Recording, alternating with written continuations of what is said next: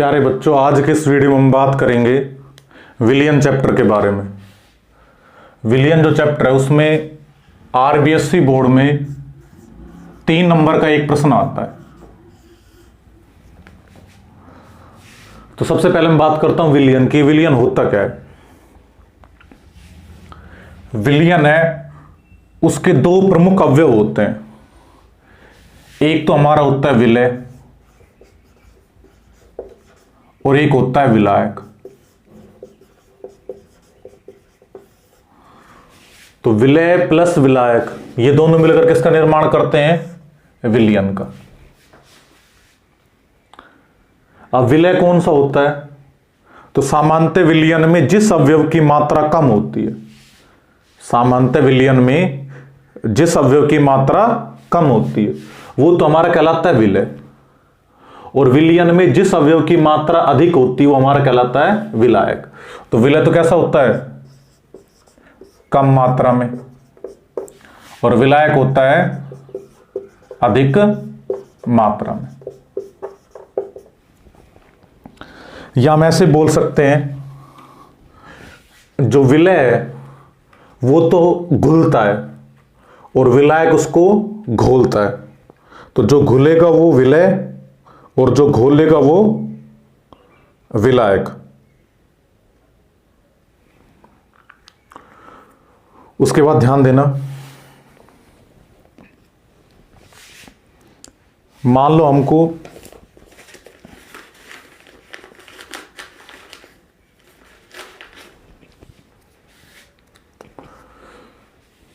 चीनी का जलीय विलयन दे रखा है। चीनी का जलीय विलयन। तो चीनी है वो तो हमारी विलय होगी और जल हमारा क्या होगा? विलायक, क्योंकि चीनी है वो घुलती है और जल उसको घोलता है। अब विलयन है वो भी 2 प्रकार के होते हैं हमारे। एक होता है समांगी और एक होता है विषमांगी विलयन। देखो, समांगी नाम से स्पष्ट है, वह विलयन जिसके प्रत्येक हिस्से का संगठन एक समान होता है, समांगी विलयन कहलाता है। और समांगी विलयन को हम एक नाम और देते हैं,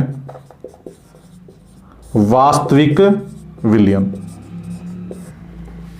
तो जो हमारा समांगी विलयन होता है, इसके प्रत्येक भाग का जो संगठन होता है वो एक समान होता है। जैसे चीनी का जलीय विलयन, तो चीनी है उसके जो पार्टिकल होते हैं, चीनी के जो पार्टिकल होते हैं वो जल में एक समान रूप से वितरित होते हैं। इसलिए जब चीनी जल के अंदर अच्छे तरीके से घुल जाती है तो इसमें से आप कितनी बड़ी एक चम्मच लेकर के चख के देख लेना, हर बार जो स्वाद है एक समान आता है। तो चीनी का जलीय विलयन हमारा कैसा हो गया? समांगी विलयन। और इस चैप्टर में हम समांगी विलयन की ही बात करेंगे। विषमांगी जिसके प्रत्येक हिस्से का संगठन एक समान नहीं होता, तो वो हमारा कहलाता है विषमांगी विलयन। जैसे हमने पानी लिया, उसके अंदर रेत डाल दिया और उसको हमने घोलने का प्रयत्न किया, तो हमको लगता है ऐसा है कि वो घुल रहा है, लेकिन वास्तव में वो नहीं घुलता और उसमें प्रत्येक हिस्से का संगठन भी एक समान नहीं होता। तो वो हमारा कैसा है? विषमांगी विलयन। तो हमको इस चैप्टर में बात करनी है समांगी विलयन या वास्तविक विलयन की।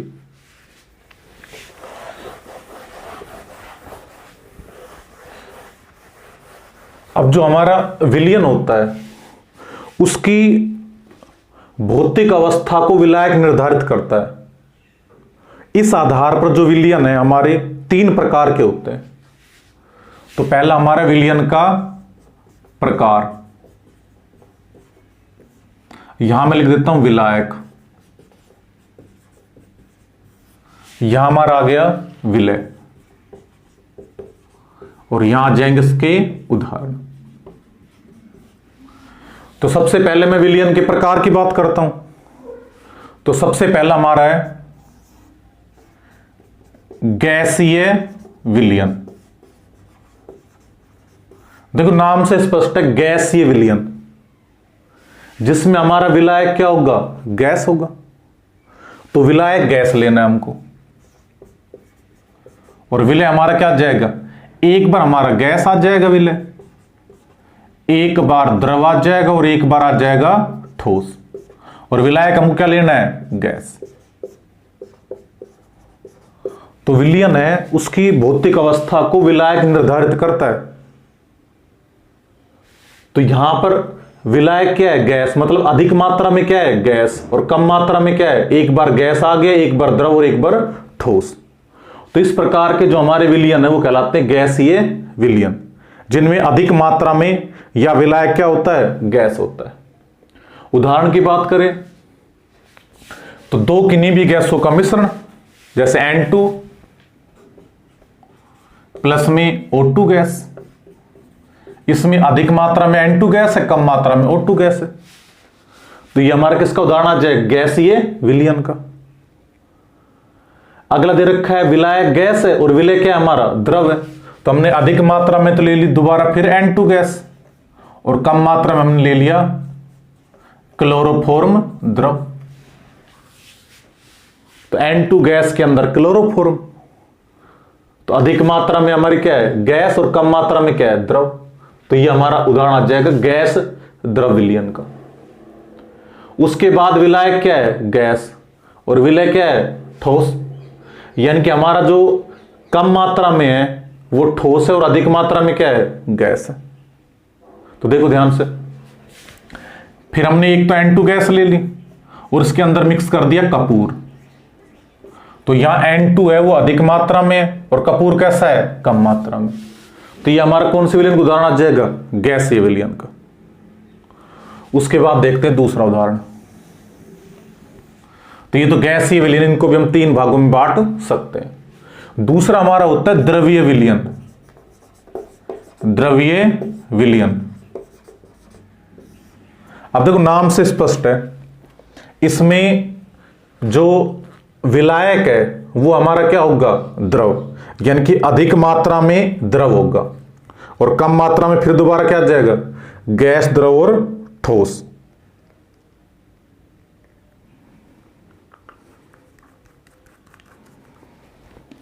तो देखो ध्यान से इस चीज को। तो द्रव्य विलयन के अंदर हमने एक बार तो क्या ले लिया, विलायक तो हम लेंगे द्रव। तो विलायक तो हमारा आ गया द्रव, और विलय क्या आ जाएगा, एक बार आ जाएगा गैस, एक बार आ जाएगा द्रव और एक बार आ जाएगा ठोस। उदाहरण देखने हमको। तो अब अधिक मात्रा में क्या है, द्रव, और कम मात्रा में क्या है, गैस। जितने भी हमारे सोडा वाटर आते हैं, पेय पदार्थ आते हैं, सोडा वाटर, कोका कोला हो गया, पेप्सी हो गई, मरिंडा हो गई, थम्स अप हो गया, स्लाइस हो गई, तो इन सब में क्या होता है, अधिक मात्रा में तो होता है द्रव और कम मात्रा में उच्च दाब पर इनमें भरी जाती है गैस, इनको सुरक्षित रखने के लिए, सामान्यतः CO2 गैस। तो ये हमारे इसके उदाहरण आ जाएंगे। अब अधिक मात्रा में क्या है, द्रव, और कम मात्रा में क्या है, द्रव, मतलब अधिक मात्रा में द्रव है और कम मात्रा में क्या है, द्रव है। तो इसका उदाहरण आ जाएगा सोडा वाटर, सॉरी एल्कोहल में जल। तो एल्कोहल है जिनको हम सामान्य भाषा में दारू बोलते हैं, तो एल्कोहल के अंदर हम क्या डालना है, जल। अब एल्कोहल में जल हो सकता है या जल में एल्कोहल, तो वो हमारे चॉइस पर डिपेंड करता है कि हम एल्कोहल में जल का सेवन करते हैं या जल में एल्कोहल का। करना नहीं है, मैं उदाहरण के तौर पर बता रहा हूं आपको। अगला हमारा क्या है, विलायक द्रव है और विलय क्या है, ठोस। इसके तो बहुत उदाहरण आ जाएंगे। चीनी का जलीय विलयन, चीनी का जलीय विलयन। तो यहां चीनी हमारी क्या है, विलय, और जल क्या है हमारा, विलायक। तो अधिक मात्रा में द्रव है, कम मात्रा में हमारा क्या है, ठोस है। तो ये हमारे हो गए द्रव्य विलयन के प्रकार। अगला हमारा आता है ठोसीय विलयन। देखो इसमें क्या होता है। तो एक चीज तो स्पष्ट होगी, जब ठोस ये विलयन है तो विलायक हमारा क्या होगा, ठोस।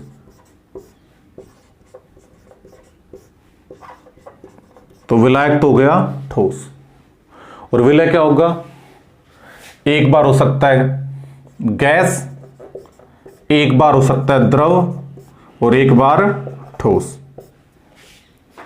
अब देखो अधिक मात्रा में ठोस है और कम मात्रा में क्या है, गैस। इसका उदाहरण क्या आ जाएगा, पैलेडियम, धातु की सतह पर H2 गैस।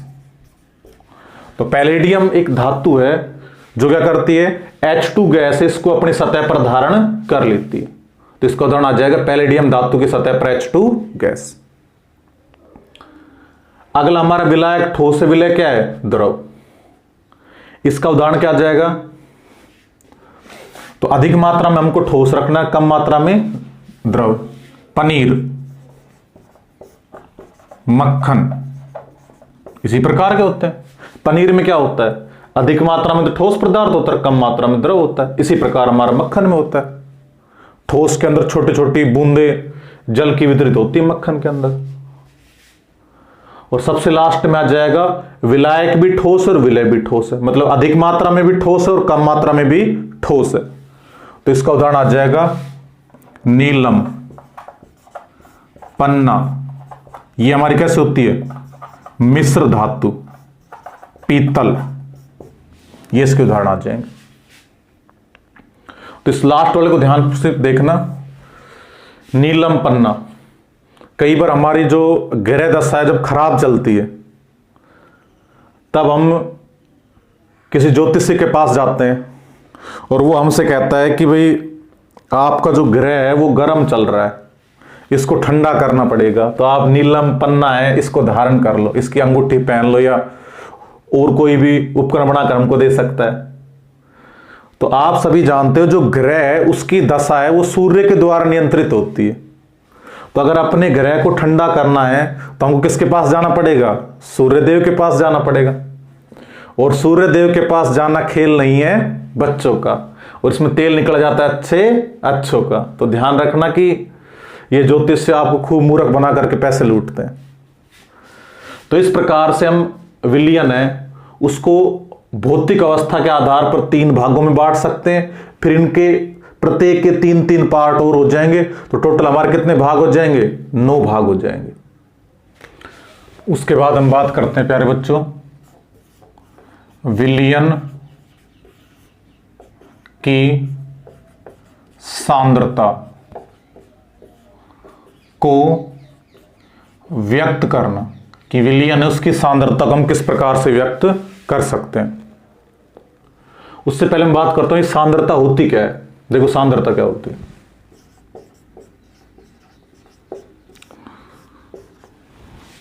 बच्चों के दिमाग में सांद्रता को लेकर बहुत ज्यादा कंफ्यूजन रहता है। ध्यान सुनना, आज सारे कंफ्यूजन दूर हो जाएंगे। सांद्रता होती क्या है, एक निश्चित मात्रा के विलयन में जो विलय पदार्थ घुला होता है उसकी जो मात्रा है वो उस विलयन क्या कहलाती है, सांद्रता। दोबारा सुनना ध्यान से, किसी निश्चित मात्रा के विलयन में कितना विलय पदार्थ घुला है उसकी जो मात्रा है वो विलयन क्या कहलाती है, सांद्रता कहलाती है। तो सांद्रता है, देखो इसको मैं एक उदाहरण द्वारा बताता हूं, आपको ध्यान सुनना। जैसे हमसे ये कह दिया 1 मोल NaCl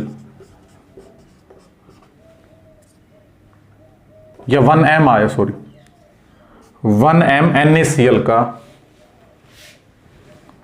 2 लीटर विलयन बनाओ। देखो ध्यान से देखना इस चीज को, 1m NaCl का 2 लीटर विलयन बनाओ। इसका मतलब क्या है कि 1m तो क्या होनी चाहिए इसकी, मोलरता। ये कैपिटल M किसको दर्शाता है, मोलरता को। तो 1m मोलरता का 2 लीटर NaCl का विलयन बनाना है हमको। अब मोलरता क्या होती है, 1 लीटर विलयन में उपस्थित विलय के मोलों की संख्या है वो मोलरता कहलाती है। 1 लीटर विलयन में जितना विलय पदार्थ घुला हुआ है, तो वो हमारी क्या कहलाएगी, मोलरता। तो यहां कह रहा है 1 mNaCl, यानी कि 1 लीटर उसमें 1 मोल घुला होना चाहिए। तो 2 लीटर में कितने मोल घुलेंगे, 2 मोल। तो अधिकांश बच्चे करते क्या है, 2 लीटर तो लेते हैं पानी, 2 लीटर पानी ले लिया और इसमें 1 मोल NaCl डाल देते हैं और कह देते सर लो बन गया 1 mNaCl का 2 लीटर विलयन। तो यह तरीका बिल्कुल ही गलत है। देखो 1 mNaCl का 2 लीटर विलयन, इसका मतलब है कि 1 लीटर में 1 मोल घुला होना चाहिए। 1 लीटर उसमें कितना मोल घुला होना चाहिए, 1 मोल। या इसको ऐसे समझना आप ऐसा मत करना कि 1 लीटर आप ले लो जल और उसके अंदर 1 मोल घोल दो। देखो मैं एक छोटी छोटी गलतियां हैं वो आपकी बता रहा हूं जो आप नॉर्मली करते हो इस चीज में, तो ये गलती हमको नहीं दोहरानी है। अब करना क्या है वो आप ध्यान सुनना। हमसे कहा है कि 1 mNaCl का 2 लीटर विलयन बनाना है। इसका मतलब क्या है, इसका मतलब यह है कि जो विलयन है उसकी मोलरता है 1 मोल पर लीटर, यानी कि 1 लीटर है, 1 लीटर जो विलयन है उसके अंदर 1 मोल NaCl घुला हुआ है। 1 लीटर विलयन में, ध्यान रखना क्या बोल रहा हूं मैं, 1 लीटर विलयन में 1 मोल NaCl घुला हुआ है। तो 2 लीटर विलयन में कितना मोल NaCl घुल जाएगा, 2 मोल। तो हमको क्या करना है कि एक 2 लीटर का सबसे पहले पात्र लेकर के आना है। 2 लीटर का पात्र लेकर के आए, फिर इसमें क्या करोगे, 2 मोल NaCl तोल करके इसमें डाल देंगे हम। तो हमने क्या डाल दिया, 2 मोल NaCl डाल दिया। उसके बाद क्या करना है, अब इसके अंदर हमको डालना है क्या, पानी। थोड़ा सा पानी डाल लेंगे, उसको अच्छे तरीके से घोल लेंगे और फिर यहां मान लो एक लेबल लगा हुआ है कि यहां तक 2 लीटर आता है, तो हमको यहां तक भर देना है इसको। तो इसमें कितना आ जाएगा, यहां तक 2 लीटर आ जाएगा। तो इस प्रकार से हमारा क्या बन जाएगा, 1 mNaCl का 2 लीटर विलयन। ऐसे हमसे कह दे कि 1 mNaCl का 10 लीटर विलयन बनाओ, तो 1 लीटर में कितना मोल घुलता है, 1 मोल। तो 10 लीटर में कितने मोल घुलेंगे, 10 मोल। तो 10 लीटर इस प्रकार से टोटल विलयन तैयार करना है हमको। उसमें भी यही प्रोसेस अपनानी है। 10 लीटर का हम एक पात्र लेंगे, उसमें सबसे पहले 10 मोल NaCl डाल देंगे, फिर थोड़ा सा जल डालकर उनको घोल लेंगे और कुल आयतन कितना कर देंगे, 10 लीटर। तो इस प्रकार से करना है हमको, ना कि इस प्रकार से कि 2 लीटर हमने पहले पानी ले लिया, उसके बाद फिर इसके अंदर NaCl डाला 2 मोल, ये तो 2 लीटर से ज्यादा बन जाएगा हमारा। तो इस बात का हमको प्यारे बच्चों विशेष ध्यान रखना है। उसके बाद जो सांद्रता है, इसको व्यक्त करने कई तरीके हैं। तो सबसे पहले हम बात करते हैं, पहला जो कहलाता है द्रव्यमान प्रतिशत। तो सबसे पहले हम व्यक्त कर रहे हैं सांद्रता किसके रूप में, द्रव्यमान प्रतिशत। इसको शॉर्ट में हम बोलते हैं W/W%। देखिए इसका मतलब क्या होता है कि जो विलय है वो भी द्रव्यमान में होगा और जो विलयन है वो भी द्रव्यमान के अंदर लेना है। तो W/W% किस प्रकार से निकालेंगे हम, विलय का द्रव्यमान बटे विलयन का द्रव्यमान और गुणा कर देंगे 100 से। परसेंटेज निकालने के लिए 100 से गुणा करेंगे। तो इस प्रकार से हम निकाल सकते हैं द्रव्यमान प्रतिशत। एक न्यूमेरिकल देख लेते हैं इस पर आधारित। 11 ग्राम ऑक्जेलिक अम्ल, COOH का होल ट्वाइज ऑक्जेलिक अम्ल का फॉर्मूला होता है। तो 11 ग्राम ऑक्जेलिक अम्ल 550 ग्राम जल में घुला हुआ है। तो ऑक्जेलिक अम्ल का द्रव्यमान प्रतिशत ज्ञात करो। तो 11 ग्राम ऑक्जेलिक अम्ल 550 ग्राम जल में घुला हुआ है।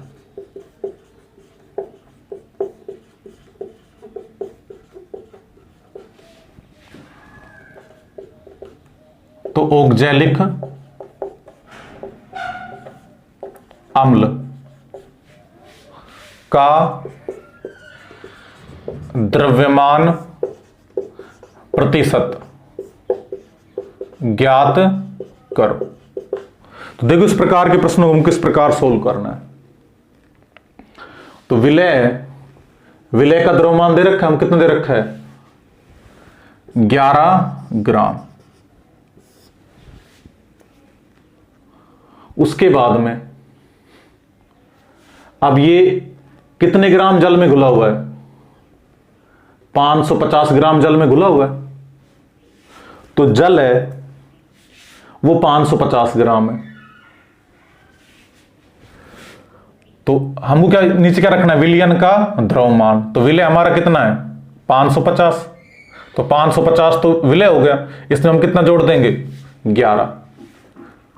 तो ये 550 और 11 कितना हो गया 561 और गुणा कितने से कर देंगे 100 से। फिर इसको हम सोल्व कर लेंगे तो हमारा आंसर आ जाएगा। तो कहने का मतलब क्या है कि हमको ऊपर रखना है विलय का द्रव्यमान, तो विलय हो गया 11 ग्राम। नीचे क्या रखना है विलयन का द्रव्यमान। तो विलयन हमारा कितना हो गया। तो विलयन कैसे बनता है विलय प्लस विलायक है वो दोनों मिलकर के विलयन बनाते हैं। तो विलयन हमारा कितना हो गया विलय हमारा 11 ग्राम, विलायक जल हमारा 550 ग्राम, तो टोटल हो गया 561 ग्राम और गुणा कितने से कर देंगे 100 से कर देंगे। तो इस प्रकार से हमको ये बिल्कुल सिंपल प्रश्न आते हैं। कई बार 1 नंबर का प्रश्न पूछ लिया जाता है, तो इस प्रकार हम इसको बहुत आसानी से सोल्व कर सकते हैं।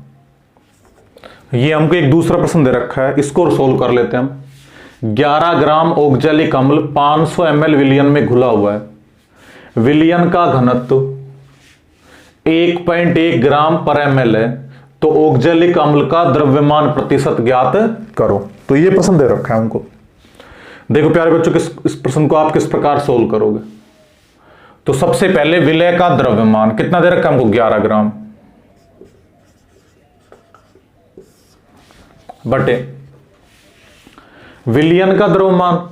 क्या अब इस प्रश्न में हमको विलयन का द्रव्यमान दे रखा है। तो आंसर आएगा सर नहीं दे रखा। यहां तो हमको आयतन दे रखा है, लेकिन देखो घनत्व क्या होता है घनत्व बराबर द्रव्यमान बटे आयतन। और हमको क्या चाहिए विलयन का द्रव्यमान। तो द्रव्यमान बराबर क्या जाएगा घनत्व गुणा आयतन। तो देखो आयतन कितना है 500 गुणा घनत्व कितना है, अच्छा मात्रा को लगा तो 500 ml गुणा घनत्व है 1.1 ग्राम पर ml। तो ये ml इनवर्स का दोनों कैंसिल। अब 500 गुणा हम 1.1 से करेंगे तो आ जाएगा 550 ग्राम। देखो विलयन का द्रव्यमान आ गया हमारे पास में। तो नीचे क्या आ जाएगा 550 और गुणा कितने से कर देंगे हम 100 से। तो 1 0 से 1 0 कैंसिल हो गई। 11 एकम 11, 11 पंजे हो गया 55। तो 10 है, यहां 2 आ जाएगा, 5 से कट जाएगा एक बार। तो आंसर कितना आ जाएगा हमारा 2%। तो इसका द्रव्यमान प्रतिशत हमारा कितना आ गया 2% आ गया। तो इस प्रकार से इन प्रश्नों को हम बहुत आसानी से सोल्व कर सकते हैं। ऐसे दूसरा हमारा क्या आता है आयतन प्रतिशत। आयतन प्रतिशत इसको W बटे W द्वारा दर्शाते हैं। हम इसको दर्शाते हैं V बटे V% द्वारा। बस थोड़ा सा परिवर्तन आएगा, जहां द्रव्यमान है वहां पर हम क्या ले लेंगे आयतन। तो विलय का आयतन बटे विलयन का आयतन और गुणा कर देंगे हम 100 से। तो इस प्रकार से हम आयतन प्रतिशत निकाल सकते हैं। प्रश्न हमारे बिल्कुल सेम बन जाएंगे जैसे हमने द्रव्यमान प्रतिशत के प्रश्न देखे थे। बस अंतर यह आएगा इसमें हमको आयतन मिलेगा, वहां हम क्या दे रखा था द्रव्यमान। हमसे ये देते 20% ग्लूकोज का 20% V/V ग्लूकोज का